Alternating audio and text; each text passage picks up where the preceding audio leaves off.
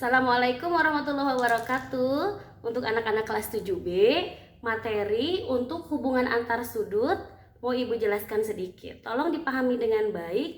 Nanti kalau ada yang belum paham, silahkan nanti kita adakan sesi tanya jawab di grup ya. Oke, silahkan perhatikan apa yang akan Ibu sampaikan.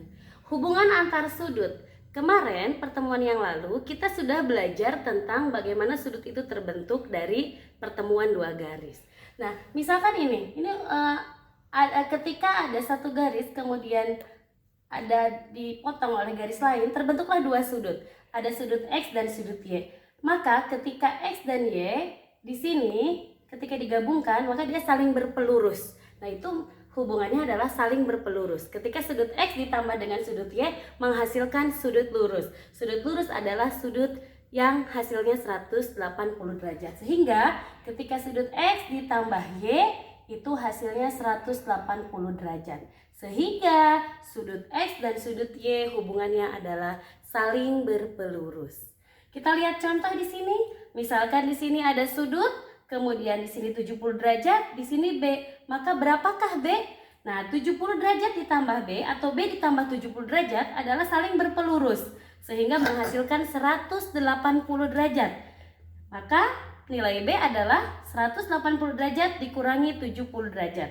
Nilai B-nya berarti 110 derajat. Mudah-mudahan bisa dipahami. Kemudian yang kedua, ketika ada sudut X dengan sudut Y dijumlahkan menghasilkan sudut yang nilainya 90 derajat, maka namanya sudut saling berpenyiku. Nanti hubungannya X dengan Y di sini adalah saling berpenyiku. Ketika X ditambah dengan Y menghasilkan sudut 90 derajat, artinya sudut X dan sudut Y saling berpenyiku. Ya, contohnya seperti ini. Misalkan di sini ada A dan 2A. Tentukan nilai A. Ketika A dan 2A dijumlahkan, maka menghasilkan sudut 90 derajat, saling berpenyiku. Sehingga 2A ditambah A adalah 90 derajat. 2A ditambah A adalah 3A, sama dengan 90 derajat. Maka A adalah 90 derajat dibagi 3. A-nya berarti 30 derajat nilainya. Itu yang kedua. Kemudian yang ketiga, ada yang namanya sudut yang saling bertolak belakang. Ketika dua garis bertemu di satu titik di sini, maka akan dihasilkan 4 sudut.